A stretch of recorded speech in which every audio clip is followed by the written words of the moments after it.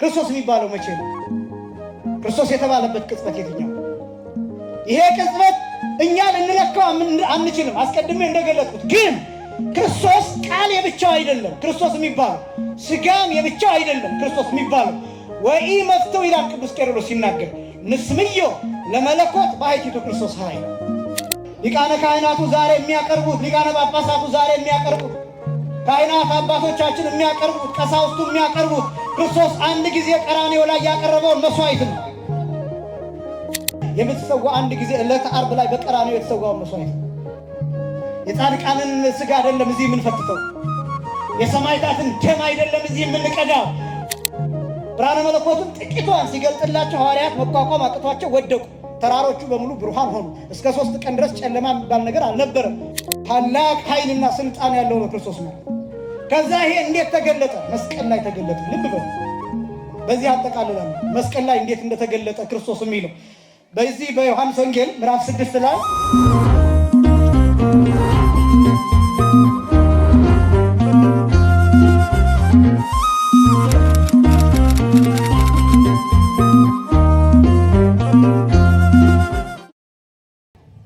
የቃል እርገት የሚባለው ምንድን ነው ቢባል አካላዊ ቃል ስጋን ነፍስን እንደተዋሃደው ሳይተወው ሳይጥለው ሳይለቀው ሳይሸራረፍ ሳይጎድል ሳያቀልጠው እንዳለ እንደተዋሃደው ይዞት ወደ ሰማይ አድርጎ በኪሩቤል ጀርባ በአባቱ ቀኝ በክብር የተቀመጠበት ነው። ክብርና ምስጋና ለስሙ። እርገት የቃል እርገት ተብሎ የሚጠራው ክርስቶስ የሚባለው በዚህ ቅጽበት ነው። ቅዱስ ቄርሎስ እንዲህ ብሎ ይናገራል። ክርስቶስ ብለን የምንጠራው መቼ ነው? ክርስቶስ ብለን የምንጠራበት ጊዜ መቼ ነው? ለምሳሌ አንድን ኬክ ብላችሁ የምትጠሩት መቼ ነው? ወይም አንድን ዳቦ ብላችሁ የምትጠሩት መቼ ነው? እንጀራን እንጀራ ብላችሁ የምትጠሩት መቼ ነው? ሲጋገር ወይስ ገና ልትጋግሩ ስታስቡ? ወይስ ሊጡን ስታቦኩት ነው? ወይስ ደግሞ ገና ምጣዱ ላይ ማስፋት ስትጀምሩ ነው? መቼ ነው እንጀራ ብላችሁ የምትጠሩት? እንጀራ የሚበላ የሚሆነው እንጀራ መቼ ነው? ዳቦ የሚበላ የሚሆነው መቼ ነው? ለእንግዳ የምታቀርቡት ኬኩን መቼ ነው? መቼ ነው ኬክ ብላችሁ የምትጠሩት? መቼ ነው ዳቦ በሰለ ብላችሁ የምትናገሩት? መቼ ነው እንጀራው በስሏል፣ እንጀራው ተጋግሯል፣ አለ ተዘጋጅቷል ብላችሁ የምትናገሩት መቼ ነው? እንጀራን እኮ ነጣጥላችሁ ካያችሁት ከዛ በፊት ጤፍ የብቻው፣ ምናልባት ስንዴ ከቀላቀላችሁ የብቻው፣ ውሃ የብቻው፣ ሌሎች ነገሮች የየብቻ ነበሩ። ከዛ እነዚህ ተሰባሰቡና እንጀራ ሆኑ። እንዲያውም ደግሞ እህሉን ራሱ ዘሩን ከምንም ቦታ ብትመለከቱ በየቆላው በየሜዳው ተዘርቶ የነበረ በየደጋው የነበረ ከብዙ ቦታ ተሰብስቦ ያ በውሃ ተቦክቶ ከዛ ምጣድ ላይ ያርፋል። ያ ነው እንጀራ የሚባለው። ክርስቶስ የሚባለው መቼ ነው? ክርስቶስ የተባለበት ቅጽበት የትኛው? ይሄ ቅጽበት እኛ ልንለካው አንችልም። አስቀድሜ እንደገለጽኩት ግን ክርስቶስ ቃል የብቻው አይደለም። ክርስቶስ የሚባለው ስጋም የብቻው አይደለም። ክርስቶስ የሚባለው ወኢ መፍተው ይላል ቅዱስ ቄርሎስ ሲናገር ንስምዮ ለመለኮት ባሕቲቱ ክርስቶስ ኃይል። መለኮትን ብቻውን ክርስቶስ አንለው። ለምሳሌ ቅዱስ ዮሐንስ ወንጌላዊ በወንጌሉ ዮሐንስ ወንጌል ምዕራፍ 1 ቁጥር 1 ላይ በመጀመሪያው ምን ነበረ ይላል? ቃል ነበረ ይላል አይደለ? ይህን ክርስቶስ ብለን አንጠራውም። እየሰማችሁ ይሄን? በመጀመሪያ ምን ነበረ? ቃል ነበረ። ይህንን ክርስቶስ ብለን አንጠራውም። ለምን? ሰው አልሆነም ገና። ሩቅ ቃልን ወይም ቃል ብቻውን ክርስቶስ ብለን አንጠራውም። ስጋ ብቻውን ወይም እመቤታችን ጋር ሳለ ገና ቃል ሳይዋሃደው የነበረውን ስጋ ነፍስ ቃል ሊነሳው የነበረውን ስጋና ነፍስ ከቃል ጋር ከመዋሃዱ አስቀድመን ክርስቶስ ብለን አንጠራው። ትስብእትን የብቻ ክርስቶስ ብለን አንጠራው። መለኮትን የብቻ ክርስቶስ ብለን አንጠራው። ታዲያ ክርስቶስ ብለን የምንጠራው መቼ ነው? ልክ ኬኩ መጋገር ሲጀምር ያን ጊዜ ኬክ ብለን እንደምንጠራው ልክ እንደዛ ቃል ስጋንና ነፍስን በተዋሃደበት ጊዜ ክርስቶስ ብለን እንጠራዋለን። ይሄ ስንት ነገሮችን ያሳያል? 3 ነገሮችን። እነዚህን አሳይቼ ይጨርሳሉ። ክርስቶስ ማለት ከግሪክ የመጣ ነው አልኩ ቃል። በዕብራይስጥ ቋንቋ መሲህ ይባላል አልኳቸው። በግዕዝ ቋንቋ ቅቡዕ ይባላል አልኳቸው። ይሄ ሲተረጎም በአማርኛ የከበረ ማለት ነው። እነዚህ ነገሮች 3 ነገሮችን ያሳያል። አንደኛ ነብይነትን ያሳያል። ሁለተኛ ካህንነትን ያሳያል። ሶስተኛ ንጉስነትን ያሳያል። እንደዚህም ደግሞ በሌላ ክፍል ሳሳያችሁ አንደኛ መስዋዕትነትን ያሳያል። ሁለተኛ መስዋዕት አቅራቢነትን ያሳያል። ሶስተኛ መስዋዕት ተቀባይነትን ያሳያል። እነዚህ ላይ ትኩረት እናደርጋለን። ክርስቶስ የሚለው ለምንድን ነው ይህንን ማየት ያስፈለገው? ክርስቶስ ኢየሱስ ክርስቶስ ብለን ስለምንጠራ ኢየሱስ ብለን ብቻ ብንጠራስ ኢየሱስ ማለት መድኃኒት ማለት ነው። ኢያሱ ማለትስ ምን ማለት ነው? መድኃኒት ማለት ነው። የኢየሱስ መድኃኒትነት ከኢያሱ በምን ይለያል? በክርስቶስነቱ። ለምን? ክርስቶስነት ማንነት ስለሆነ። ይሄ ማንነት በስንት ተከፍሎ ይነገራል? በሶስት ይነገራል። በምን? በመስዋዕት አቅራቢነት፣ በመስዋዕትነት፣ በመስዋዕት ተቀባይነት። እነዚህ ነገሮች ትይዙልኛላችሁ፣ ደጋግመዋለሁ። የመጀመሪያው ክርስቶስነት ሲገለጥ አንደኛ በመስዋዕት አቅራቢነት፣ ሁለተኛ መስዋዕትነት፣ ሶስተኛ መስዋዕት ተቀባይነት። በደንብ ስሙ። ደግመዋለሁ፣ እጠይቃለሁ። ክርስቶስነት ወይም ደግሞ ክርስቶስ ማለት አንደኛ መስዋዕት አቅራቢነት፣ ሁለተኛ መስዋዕትነት ወይም መስዋዕት መሆን፣ ሶስተኛ መስዋዕት ተቀባይነት። ክርስቶስነት አንደኛ ምን ማድረግ ነው አልኳችሁ? መስዋዕት አቅራቢነት። ሁለተኛ ምን መሆን አልኳችሁ? መስዋዕት መሆን። ሶስተኛ ምን መቀበል አልኳችሁ? እነዚህ ሶስት ነገሮችን የያዘ ነው። በዓለም ላይ ማንም ይህንን አያሟላም። ለምሳሌ በደንብ ስሙኝ።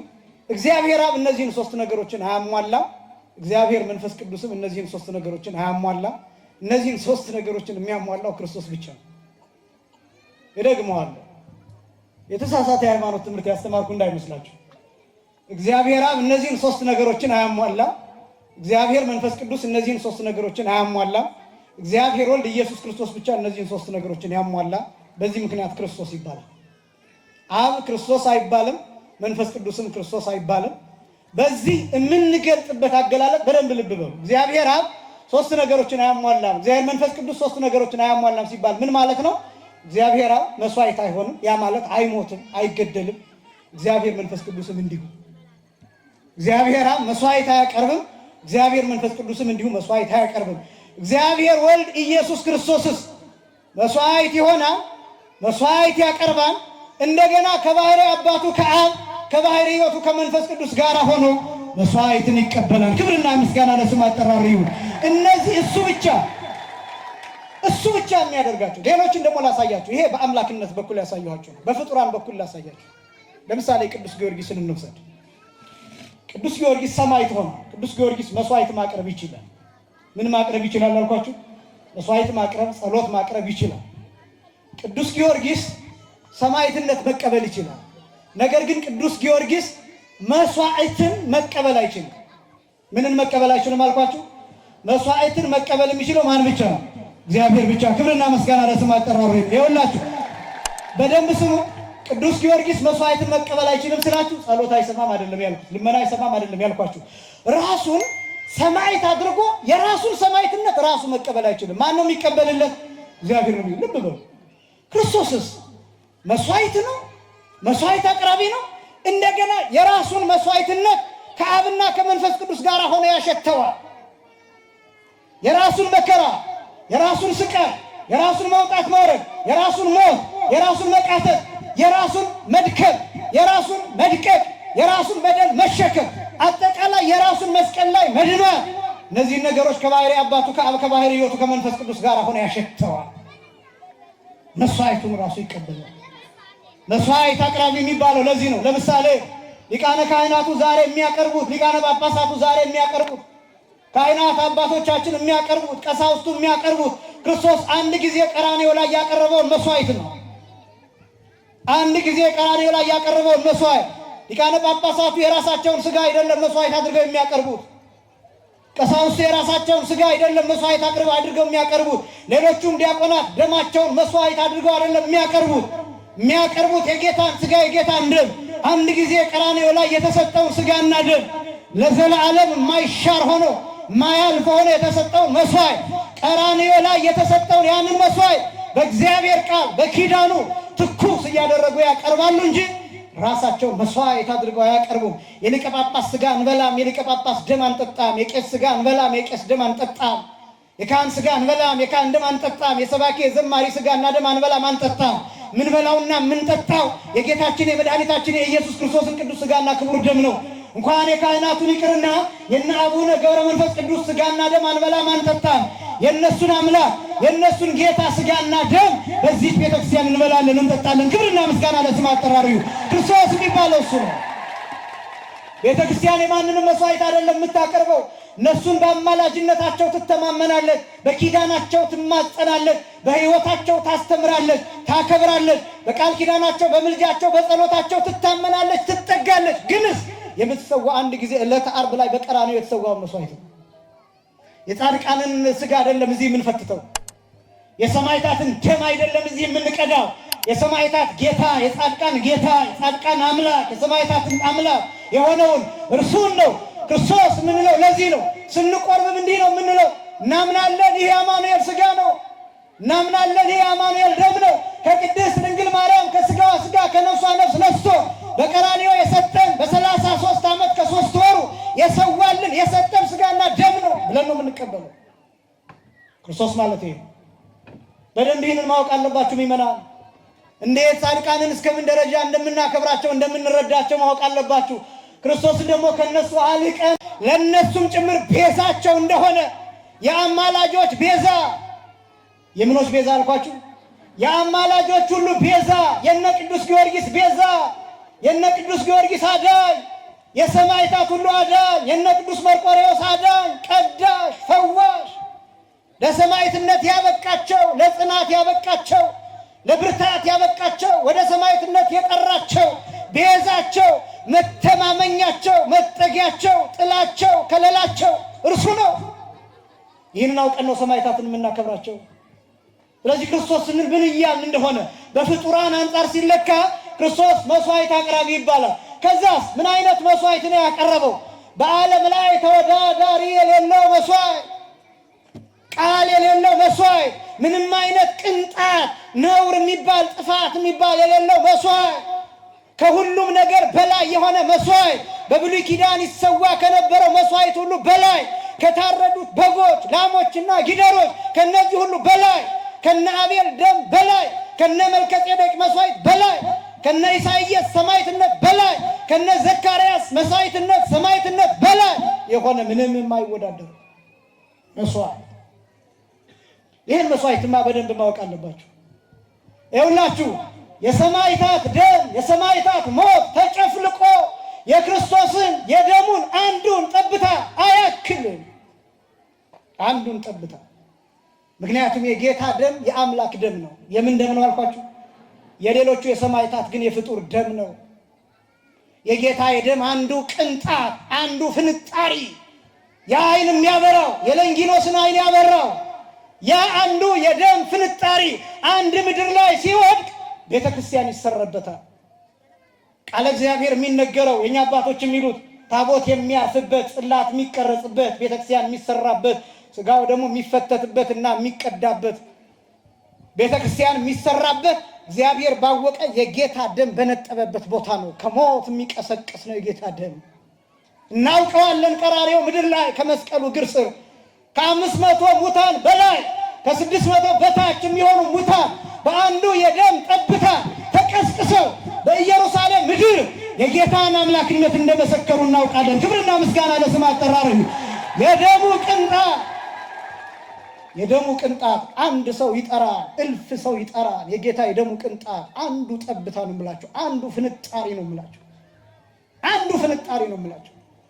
አንድ ጊዜ ሲገረፍ የሚፈሰው ደም አለ፣ የሚረጨው ደም አለ፣ ጽዋ ሙሉ ደም አለ፣ የጅራፉ ጫፍ አየር ላይ የሚበትነው ደም። ያ የደም ፍንጣሪ፣ ያ የደም ቅንጣት፣ ያ የደም ጠብታ ብዙ ሰዎችን መጥራት የሚችል መሰብሰብ የሚችል ሙታንን መቀስቀስ የሚችል የአዳም አጥንት ላይ የአዳም ራስ ቅል ላይ ሲያርፍ ፍጥረትን ሁሉ የሚፈውስ ኃይል ያለው ነው የጌታ የደም ጠብታ፣ የደሙ ፍንጣሪ። ክርስቶስ የምንለው ይህንን ነው። መስዋዕት የሚባለው ይሄ። ምን አይነት መስዋዕት? ከአሮን የተለየ መስዋዕት። በብሉይ ኪዳን የነበሩ መስዋዕቶች አሉ፣ ሳይቋረጥ ይታረዱ የነበሩ በጎች አሉ። እነዚያ ለጊዜው የስጋን መቅሰፍት ማራቅ ብቻ ነው። የዘላለም ሕይወትን አልከፈቱም፣ ትንሣኤን አልሰበኩም። እነዚያ መስዋዕቶች ገነትን አልከፈቱም፣ ሲኦልን አልዘጉም፣ ሰይጣንን አላራቁም፣ ዲያብሎስን አላንቀጠቀጡም። እነዚያ መስዋዕቶች ለምን? የእንስሳ መስዋዕት ነው። የእንስሳ መስዋዕት ነው። የክርስቶስ ደምስ ልክ ምድር ላይ ሲፈስ የሲኦል ደጆች ይናወጣሉ፣ ሲኦል ትከፈታለች፣ ነፍሳት ይወጣሉ፣ ገነት ትከፈታለች፣ ነፍሳት ይገባሉ። ከዚህም በላይ የዘላለም ሕይወት የምስራች ትንሣኤ እንዲሰበክ ያደርጋል። ክብርና ምስጋና ለአምላካችን። የደሙ ቅንጣት፣ የደሙ ጠብታ መስዋዕት የምንለው ይህን ነው። ሶስተኛው ደግሞ መስዋዕት ተቀባይነት ነው። ልብ በሉ፣ ይህን የቀረበውን መስዋዕት መቀበል ከባህሪ አባቱ ከአብ ከባህሪ ሕይወቱ ከመንፈስ ቅዱስ ጋር እየነገርኳቸው ያለሁት ክርስቶስ እንደሆነ ነው። አሁን አንድ ነገር ደግሞ ላስታውሳችሁ። ማን ትሉኛላችሁ ብሎ ጠየቃቸው። ቅዱስ ጴጥሮስ ክርስቶስ ነህ ብሎ መለሰ። የእግዚአብሔር ልጅ ክርስቶስ ነህ ብሎ መለሰ። ቁጥር 20 ላይ እዚሁ ላይ የማቴዎስ ወንጌል ምዕራፍ 16 ቁጥር 20 ላይ አዘዞሙ ይላል ወገሰጾሙ ኢይንግሩ ወኢለመኑሂ ከመ ውእቱ ክርስቶስ ይላል። ለማንም ለማን ይላል ለማንም ለማን ክርስቶስ እንደሆነ እንዳይናገሩ አዘዛቸው ይላል። ማን እንደሆነ እንዳይናገሩ ክርስቶስ እንደሆነ። ማን እንደሆነ ያውቁ ነበር ብያቸዋለሁ። በጣም ጥሩ። ኢየሱስ እንደሆነ ያውቁ ነበር። ማን እንደሆነ ግን አያውቁም ነበር። ክርስቶስ እንደሆነ ግን አያውቁም ነበር። ልብ በሉ። አሁን እንዳይናገሩ የከለከላቸው ማን እንደሆነ እንዳይናገሩ ነው። ክርስቶስ እንደሆነ እንዳይናገሩ ነው የከለከላቸው። ለምን ማቆየት የፈለገው? በደብረ ታቦር ብርሃነ መለኮቱ ነው የገለጠበት ምክንያት ይሄ ነው። በነገራችን ላይ አንዱ ምክንያት ክርስቶስነቱን ለማሳየት። ለምን አንተ ክርስቶስ ነህ የእግዚአብሔር ልጅ ነህ ብሎ ተናግሯል ቅዱስ ጴጥሮስ አይደለም? የእግዚአብሔር ልጅ ምን ይመስላል? ክርስቶስ ምን ይመስላል? ክርስቶስ ማን ነው?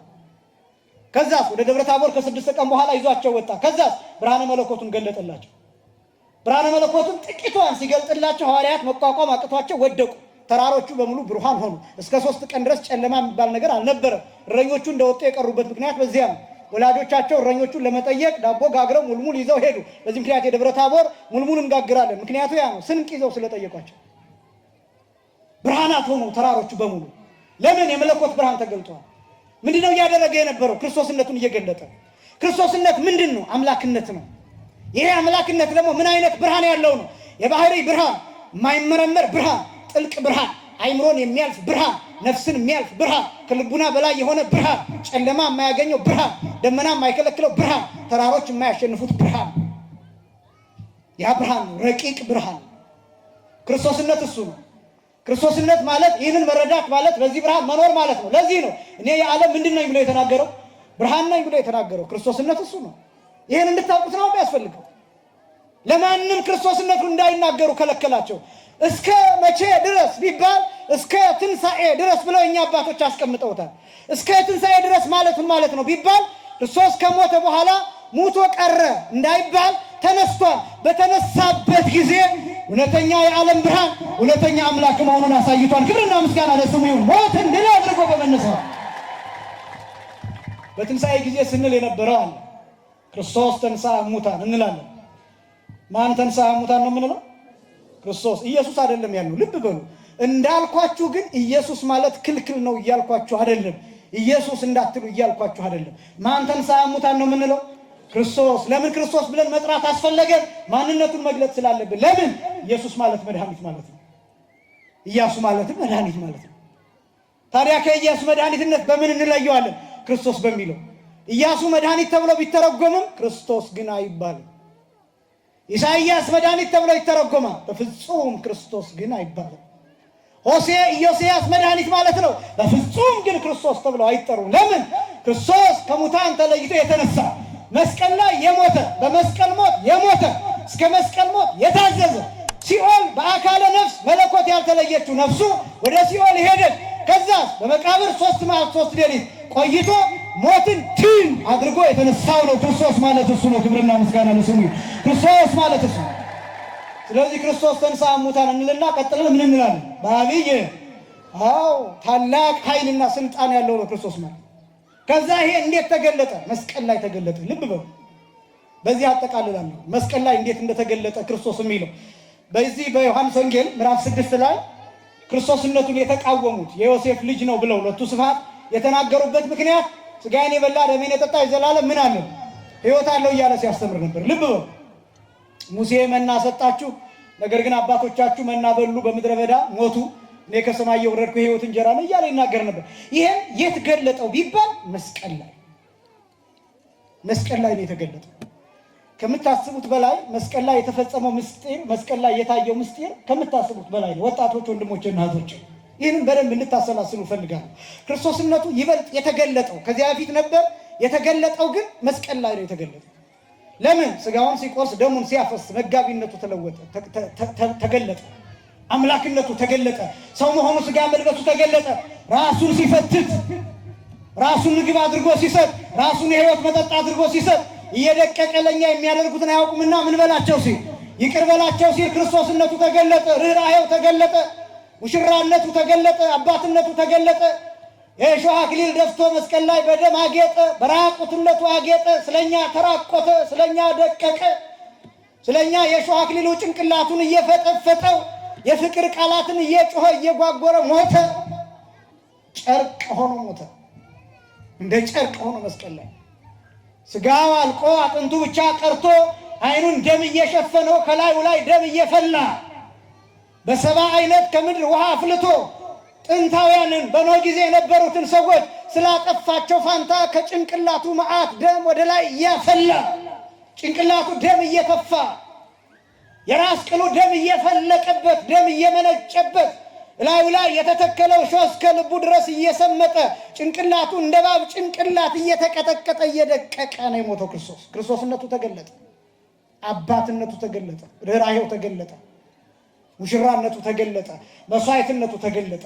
የተወደደ መስዋዕት እንዴት እንዳቀረበ አየነው። አትንኩኝ ሳይል አትንኩኝ ሳይል መከራ በዛችሁብኝ ሳይል ስቃይ በዛችሁብኝ ሳይል ሳይከስ ማንንም ሳይከስ ይህ ስለ ብዙዎች ለኃጢአት ሁሉ ይቅርታ የሚፈስ የአዲስ ኪዳን ደሜ ይህ ነው ብሎ ተናገረ። አስቀድሞ ደግሞ እንዲህ ብሎ አስተማረ። ወናው ሐስስ ደም እምኔክሙ እነሆ ከእጃችሁ ደም እፈልጋለሁ። ከየት ጀምሮ? ከአቤል ጀምሮ እስከ መቼ? እስከ ዘካርያስ ደም ድረስ። የጌታ ቸርነት ይገርማል። ከእጃቸው የሚፈልገው ከአቤል ጀምሮ እስከ ዘካርያስ ያለውን ደም እንጂ እስከሱ ደም ድረስ ያለውን አልፈለገም። ለምን? የሱ ደም ለበቀል አልፈሰሰም፣ ለይቅርታ ነው የፈሰሰው። ለይቅርታ ነው የፈሰሰው። ማንንም አይከስም፣ ስለማንም አይጮህም። የጌታ ደም ይልቁንም ለምህረት ሆኖ ለይቅርታ ሆኖ ለሁላችን የተሰጠ ነው። ክርስቶስ እሱ ነው። ይህንም ስጋ ይህንን ደም ስትበላና ስትጠጣ ያን ጊዜ የክርስቶስ አካል ትሆናለህ። የማን አካል እንሆናለን? ክርስቶስነቱ የሚገለጠው ያን ጊዜ በእኛ ልብ የሚገለጠው፣ በእኛ ሰውነት የሚገለጠው፣ በእኛ ህይወት የሚገለጠው። እኛ ለሌሎች የምንሰብከው የጌታን ስጋና ደም ስንበላና ስንጠጣ ነው። ለምን? ልክ የክርስቶስን ስጋና ደም ስንበላና ስንጠጣ የክርስቶስ የአካል ክፍል ሆነን እንሰራለን። የክርስቶስ የአካል ክፍል አንዱ የእጁ የእግሩ አንዱ የአካል ክፍል ሆነን እንሰራለን። ያን ጊዜ የክርስቶስ አካላት ተብለን እንጠራለን። ስለዚህ ያን ጊዜ ክርስቶስን በምድር ላይ ገለጥ ነው። ክርስቶስን ለሌሎች አሳየ ነው። ክርስቶስ ሌሎች እንዲገባቸው አደረግን። የጌታን ብርሃን ምድር ላይ አንጸባረቅ። ያን ጊዜ ክርስቶስ ተገለጠ። እንዳው ዝም ብሎ በቃል ብቻ በአንደበት ብቻ ክርስቶስ ክርስቶስ ክርስቶስ ማለት ሳይሆን ወደ ክርስቶስ ቀርቦ የክርስቶስን አካል አድርጎ የክርስቶስ ሕዋስ ሆኖ ክርስቶስ ይሄ ጭንቅላታችን ሆኖ ልክ እንደ ሴንትራል ነርቨስ ሲስተም ባዮሎጂ ስትማሩ ሴንትራል ነርቨስ ሲስተም የሚባለው መሀል ላይ ያለ የአንጎላችን ክፍል አለ። በሴንሰር ኒውሮን አማካኝነት መልእክት ይቀበላል። በሞተር ኒውሮን አማካኝነት አክሽን ይሰጣል ወይም ውሳኔ ይሰጣል ወይም ወደ ድርጊት ይመራል። በሴንሰር ኒውሮን አማካኝነት ሴንትራል ነርቨስ ሲስተም መልእክት እንደሚቀበል በካህናት አማካኝነት በቅዱሳን አማካኝነት ጸሎትና መልእክት በክርስቲያኖች አማካኝነት ክርስቶስ ይቀበላል።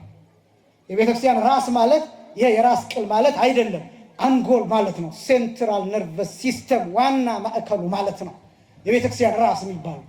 ጸሎትን ከተቀበለ ምልጃን ከተቀበለ በኋላ ውሳኔ ይሰጣል። በሞተር ኒውሮን አማካኝነት ማለት በመላእክት አማካኝነት በካህናት አማካኝነት መልስ ይሰጣል፣ ውሳኔ ይሰጣል፣ ፍርድን ያደርጋል። ስለዚህ የቤተክርስቲያን ራስ ይሆናል። መቼ ነው ክርስቶስ የኛ ራስ የሚሆነው ቢባል ስንቆርብ ብቻ ነው። ጨርሻለሁ። ክርስቶስ የኛ ራስ የኛ ሴንትራል ነርቨስ ሲስተም የሚሆነው ስንቆርብ ብቻ ነው። ስጋውን ደሙን ስንቀበል ብቻ ነው። ምክንያቱም እርሱ ራሳችን እንዲሆን ከደም ዝውውር ጋር ልክ እንደመገናኘት ይሄ ጣቴ ቢቆረጥ ከደም ዝውውሩ ጋራ ይለያያል። ከዳይጀሽን ሲስተም ስርዓቱ ጋራ ይለያያል። ከብሪዚንግ ሲስተም ስርዓቱ ጋራ ይለያያል ጣቴ ቢቆረጥ። ስለዚህ ይደርቃል፣ ይከረፋል፣ ይሸታል። የዛፍ ቅርንጫፍ ከዛፉ ሲቆረጥ ይደርቃል፣ ወደ እሳትም ይጣላል። ከዛፉ ጋር ከሆነ በስሩ አማካኝነት ማዕድን ያገኛል፣ ውሃ ያገኛል፣ አፈር ያገኛል፣ ምግብ ያገኛል። አይደርቅም፣ ርጥብ ሆኖ ለምለም ሆኖ ይቆያል። እናንተ ከክርስቶስ ጋር መቆየት ከፈለጋችሁ ከክርስቶስ ጋር መቆየት ከፈለግን ሳትደርቁ ሳትጠወልጉ ወደ እሳት ሳትጣሉ ሳትቆስሉ ሳትሸቱ ሳትከረፉ እንድትቆዩ ከፈለጋችሁ ቁረቡ። ያን ጊዜ ክርስቶስን ታገኙታላችሁ። ራሳችሁ ክርስቶስ ይሆናል። የሚቆጣጠራችሁ እርሱ ይሆናል። የሚመራችሁ እርሱ ይሆናል። የሚባርካችሁ እርሱ ይሆናል። የሚመራችሁ እርሱ ይሆናል። ስራችሁ ይባረካል። እድሜያችሁ ይረዝማል። ሕይወታችሁ ይባረካል። ሞገስ ታገኛላችሁ። ተናግራችሁ ትሰማላችሁ። ትደመጣላችሁ። ሰላም ታገኛላችሁ። እረፍት ታገኛላችሁ። ሕይወት ሙሉ ይሆናል። የታሪካችሁን ወሳኙን ምዕራፍ ታገኙታላችሁ። ከቤተሰቦቻችሁ ጋር ትስማማላችሁ። ትዳራችሁ ወደ ነበረው ጥሩ ነገር ይመለሳል። የምትሰሩት ሁሉ እንዲባረክ ክርስቶስን ራስ አድርጉት። እኔን አይደለም ያልኩት፣ ክቡር አባታችንን መልአከ አሚንን አይደለም ያልኩት፣ ክርስቶስን ራስ አድርጉት። ቁረቡ፣ ሥጋውን ደሙን ተቀበሉ። ክርስቶስ እሱ ነው። በዓሉ የሚከበረው እንደዚህ ነው፣ የሚታሰበውም እንደሱ እንጂ ዝም ብለን በቃላችን ክርስቶስ ክርስቶስ ስላልን ብቻ አይደለም። ብቻ ነው ያልኩት። ክርስቶስ ማለት ያስባርካል፣ ስሙን መጥራት ያስባርካል። ግን ብቻ ነው ያልኳቸው። ስንቆርብ ደግሞ ስሙን መጥራት ብቻ ሳይሆን አካል እናደርገዋለን። ያን ጊዜ ክርስቶስ በሕይወታችን መሪ አለቃ ይሆናል። ክርስቶስ ማለት ይሄ